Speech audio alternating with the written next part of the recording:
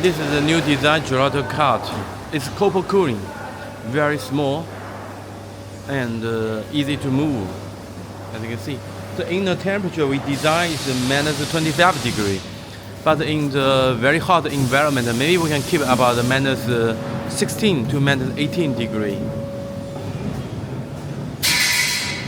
Okay. You see on the topping area we have LED lights.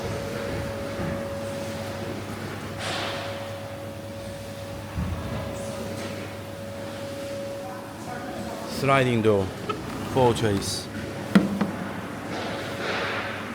And if we open it, see, we still have the storage area in here.